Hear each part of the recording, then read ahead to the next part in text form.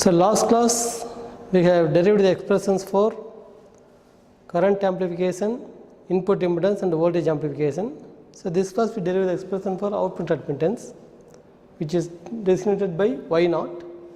So by definition the Y0 is given as I2 by V2 with Vs equal to 0. So it is defined as the ratio of output current to output voltage with input source short circuited. So now earlier we have derived the equation 2, that is, if you see the circuit here, from this I2 is given as Hf into I1 plus H0 into V2. Now you divide by V2 on both sides, dividing by V2 on both sides of the above equation, we get Y0 is equal to, if I divide by V2, it will be I2 by V2, which is equal to Y0. So here it will be Hf into I1 by V2 plus H0. If I divide by V2, this will cancel, I will get only H0. This will be Hf into I1 by V2. Now from the circuit, at the input side, if I see this Rs and Hi coming together in series, so I can write Rs plus Hi into I1 plus HR into V2 minus Vs equal to 0, but Vs equal to already we have put 0 by definition. So we can have this equation. So from this we can determine what is I1 by V2. Okay, we can take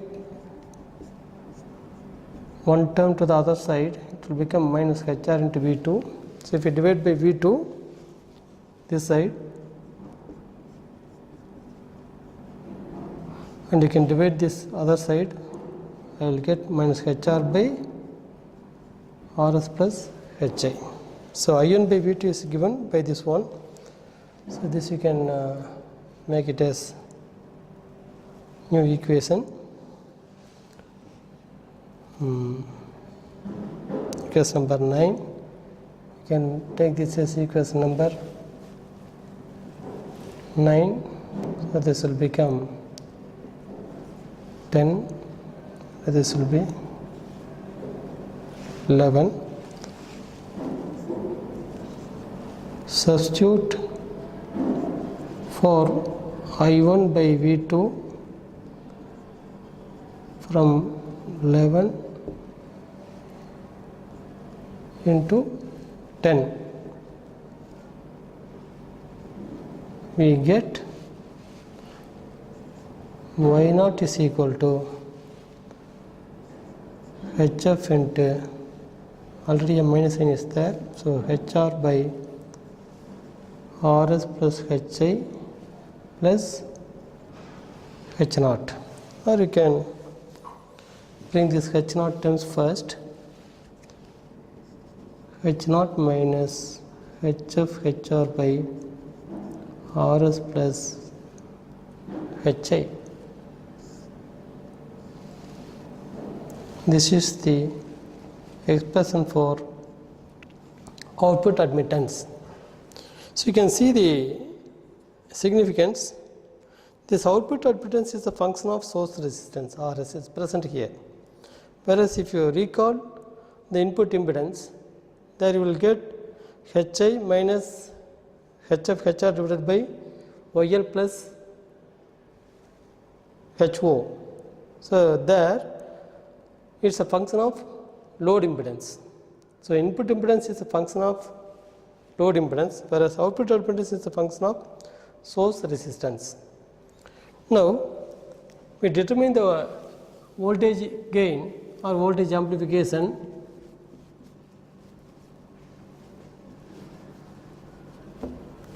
taking into account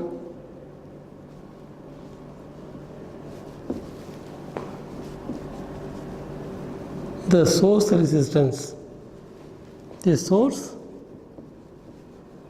resistance Rs. So we have earlier determined voltage amplification without considering the source resistance. We have taken from V2 by V1. Suppose if we take into account this source resistance, how the expression will vary, let us see now. So we represent the voltage amplification by taking sources into account as AVS. So now by definition, this can be given as the output voltage V2 by the source voltage. Instead of input voltage V1, we will replace it by Vs. So this we can modify V2 by V1 into V1 by Vs. So I multiply by V1 divided by V1 so that the expression will be the same. But here this V2 by V1 we have already derived, or that is equal to AV into V1 by Vs. So what is this V1 by Vs? We will draw a part of the circuit. So this is the voltage source, this is the source resistance Rs, and this we will replace by the input impedance Zi, and of course this will be the V1 voltage.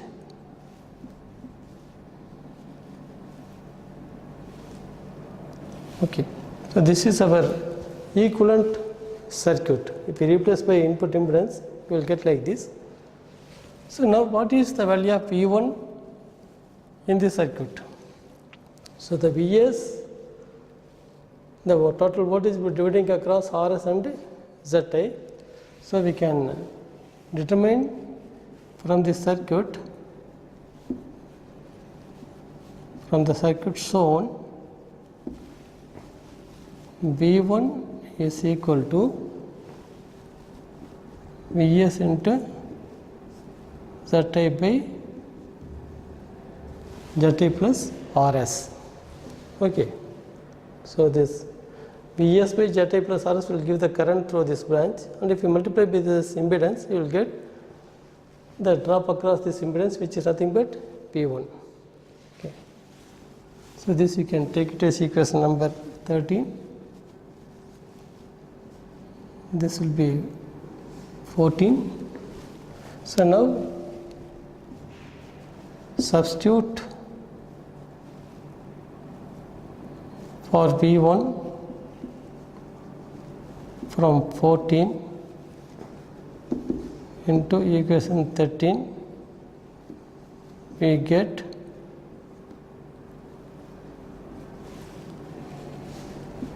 AVS is equal to AV into,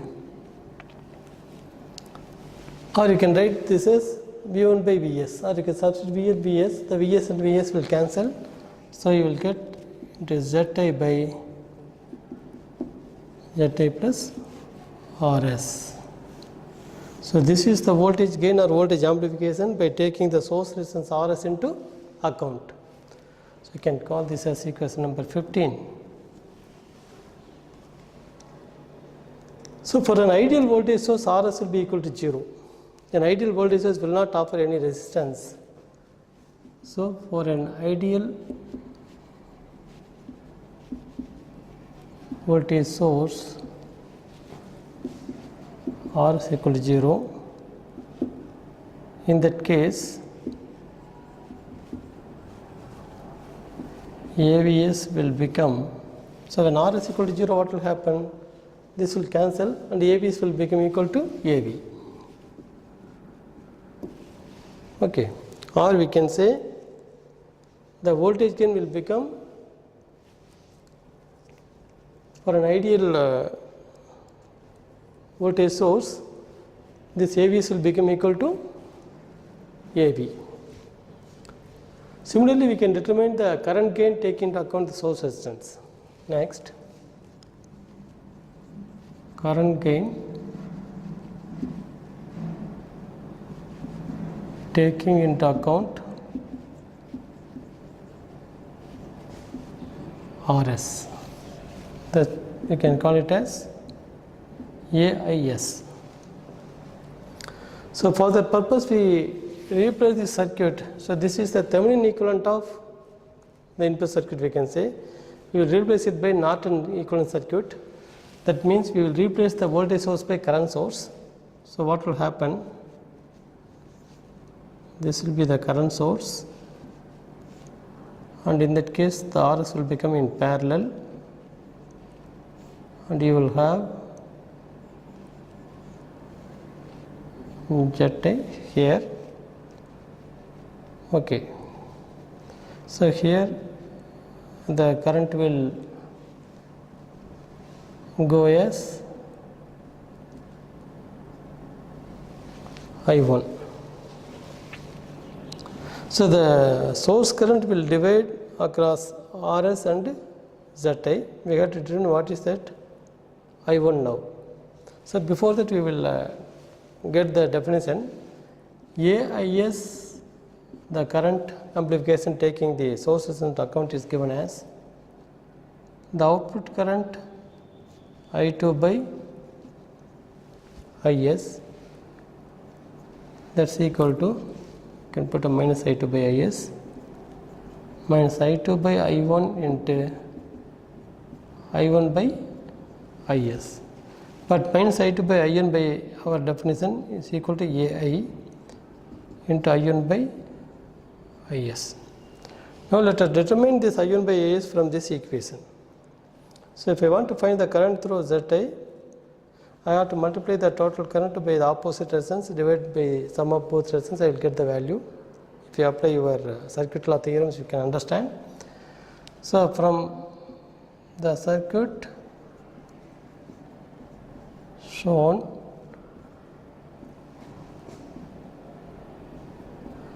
I1 is given as IS into RS divided by RS plus ZI. So this is equation number 16. You can take this as 17. Now you can substitute this I1 value here from 17 to 16. Substitute for I1 from 17 into 16, we get AIS is equal to AI into RS by RS plus ZI. This is equation number 18. Now for an ideal voltage source, for an ideal current source,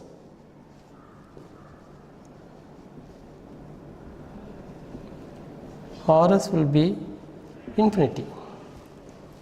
When RS becomes infinity, this value is much greater than this one, and you have got in the numerator also the same RS, that will cancel, so that in that case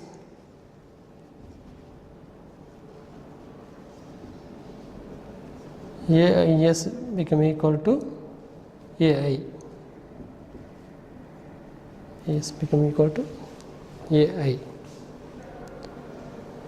The final expression is for the power gain. You can designate it by AP. So this will be given as AB into A, or you can the output power by input power, the ratio will give the power gain. So the output power you can get it as, this is output power by input power. So output power is the output voltage into the output current, that is V2 into IL divided by V1 into I1. But this IL you can write it as minus I2. So minus V2 into I2 by V1 into I1. But I2 by minus I2 by I1 is AI and V2 by V1 is AV. So we can write it as AV into AI. So if you multiply the voltage gain and the current gain, you will get the power gain. Okay. So this is equation number 19. And if you replace AV by AI into, so but we can represent AV in terms of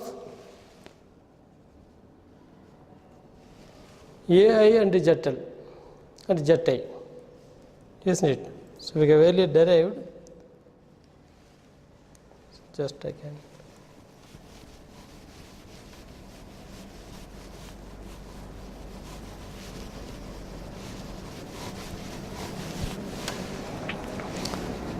So we know that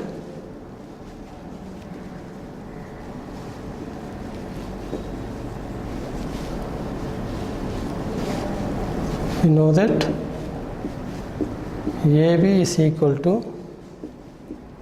AI into ZL by ZI. So if you substitute this in equation 19,